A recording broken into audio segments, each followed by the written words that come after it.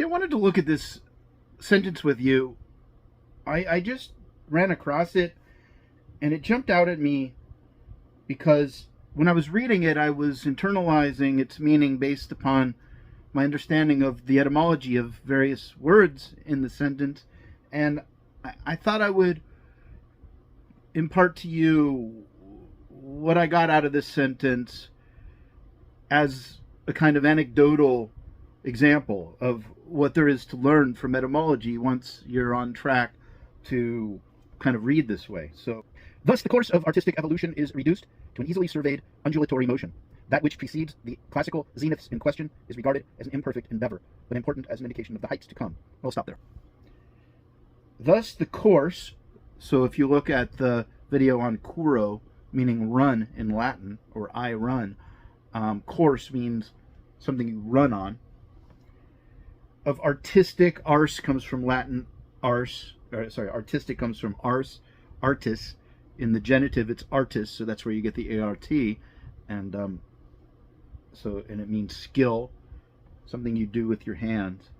So artistic. Evolution.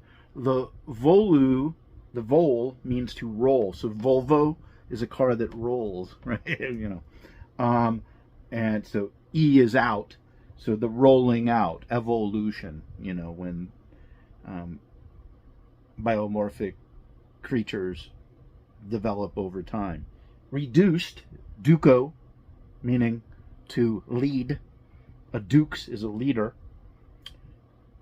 Re is back, so led back, reduced to an easily surveyed undulatory motion. Now, all that other stuff you could have gotten from the videos I've already done, the etymology course, but not, maybe this one. No, I don't think we went over unda in the course. So unda in Latin means wave.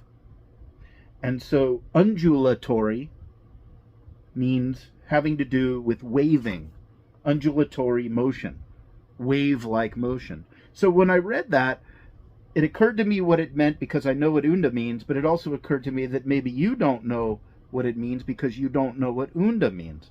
If you know what unda means in Latin, undulatory will be an easy word to parse out, especially given your knowledge of suffixes, right? So you would recognize the tor and the e at the end as suffixes, and so really what you have here is undu, undulate, to move like a wave, to undulate. Okay, motion from moeo, motus in the perfect passive participle, the fourth principal part of moeo, motus, having been moved, but then when it's turned into a noun, it becomes active again. Get into that later if you want. That which precedes goes before, that's easy. The classical, zenith, classis in Latin, classic, word from which classics arises. Zeniths, the height. In question, quaestio, quaeso in Latin means to look for, to inquire into, is regarded, looked back to as, and that comes from the French, the old French through Latin, as an imperfect, not all the way done through. Perfect means done through. Per means through. Fect comes from facio in Latin, meaning I do or I make, and then the factus means having been made, but again it becomes active when it's used in English words. Endeavor, an attempt, but important, carrying into, ont, ents, being, carrying into, important. When you carry something into something, it means it's important. It needs to be brought in. As an indication, dik, right away you know means to say. In means into, in or into, so to say into something. So indicate something. Of the height to come. Height is not from Latin. For a change, right? We've had a lot of words here come from Latin. I did not plan this out. I didn't pick the sentence because it has so many Latin words. I picked it because it just jumped at me because of the undulate or the undulatory word. But anyway, see, it's branded. The outfit branded, that comes from German, branded. Outcome, that's also German. Out and come are both from German. Decline, so that comes from Latin. Down, to slant down, decline. And decadence, which is interesting. The ent just means being, comes from entis in Latin, the present participle. And the cado means to fall. Interesting, right? So, and then day is down, to fall down. So decadence is when things fall down. When you have a decadent society, it's a society that has deteriorated, has gone down. Anyway, that's enough for now. And I guess I went a little further than I planned on going. But if you don't remember all this, that's fine. The point I'm trying to make here is that by knowing Latin, you're doing more than being able to read Roman authors and medieval authors and modern authors such as Descartes, etc. But also you're gaining insight into English vocabulary that you otherwise wouldn't be able to. As you can see here, no words come from the Greek here. Isn't that interesting? So Latin is definitely the language to learn first for two reasons. The first reason is the one that I already gave you in that video that I'll put up there for you.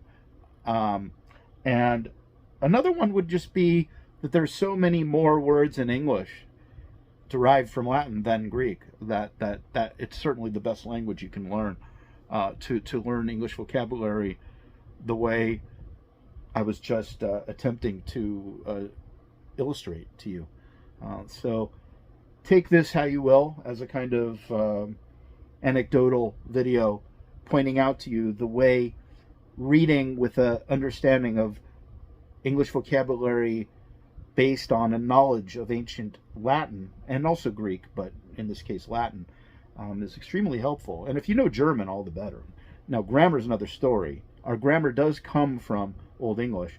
It's just that over time accretions have occurred, grammatical accretions, but obviously, especially vocabulary ones, through William the Conqueror, 1066, Old French, bringing Latin into England, but then also through ecclesiastical sources, bringing Latin directly also into English. So between Old French and Latin and Greek and German, you're pretty much almost covered with English, certainly in the 90% of all the vocabulary that you'll encounter.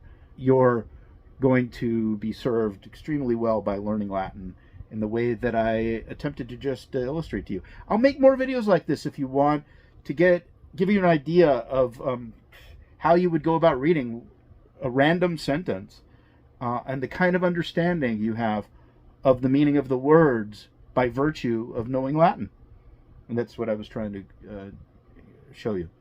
So I think I'll do more videos like that in the future. When I come across a word that most people would probably not know the meaning of upon encountering it for the first time, I think I'm going to make more videos along those lines and kind of get into the etymology of the words that are relatively easy, that you can derive from watching the 20 videos that I made, the etymology videos, but also just by knowing Latin. All right, bye.